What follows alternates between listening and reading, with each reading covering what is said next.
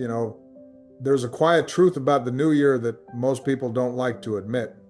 For all the fireworks and countdowns and promises scribbled into fresh notebooks, January often arrives not with hope but with fatigue. A deep, bone level tiredness that doesn't come from laziness or lack of ambition, but from having tried before and tried again. From standing at the starting line so many times that the idea of starting over feels less like possibility and more like punishment. If we're honest with ourselves, this exhaustion isn't failure, it's memory.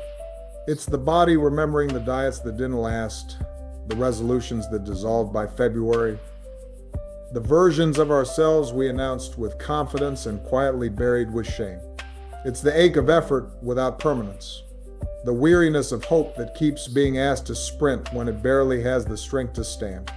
I've met people like this in church basements, in union halls, in living rooms where the lights stayed low even at noon, folks who didn't lack discipline, didn't lack intelligence, didn't lack will, but lacked the emotional energy to believe that this year would be different. And when society tells them over and over that change only counts if it's dramatic, immediate, and visible, that weariness hardens into self-doubt. Because here's the paradox: no one puts on a greeting card. Constantly starting over can actually erode your faith in yourself. Every reset carries an unspoken accusation what you were wasn't enough. And when that message repeats year after year, it chips away at something sacred. Not motivation, identity. We live in a time that loves fresh starts more than steady progress. Our screens are filled with before and after stories compressed into seconds, overnight transformations, reinventions wrapped in filters and hashtags. And without realizing it, we absorb the idea that growth must be loud to be real. That if your life doesn't look radically different by the end of the month, then somehow you didn't want it badly enough. But the truth, the quieter truth, is that most meaningful change doesn't announce itself. It doesn't arrive with applause. It shows up early, when no one is watching. It looks like doing the same small thing again, even when the excitement is gone. It feels less like a leap forward and more like refusing to step backward. When I was organizing in Chicago, nobody talked about overnight victories. We talked about meetings that only 3 people showed up to.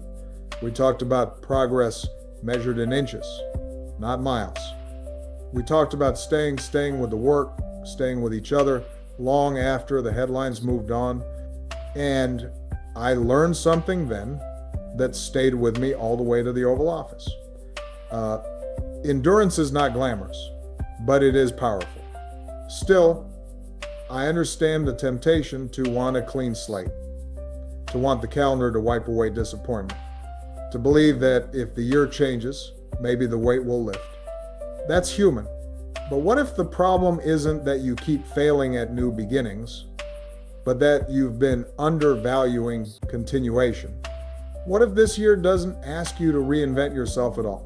What if it simply asks you to remain, to keep going where you already are, with what you already have, building instead of abandoning?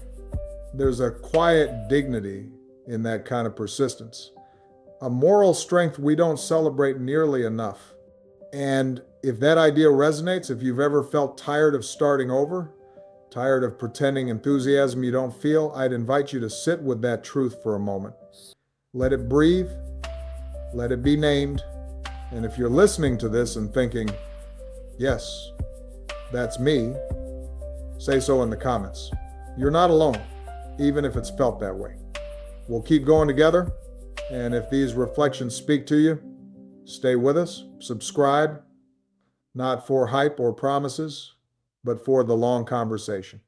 Because some journeys don't need a restart, they need companionship,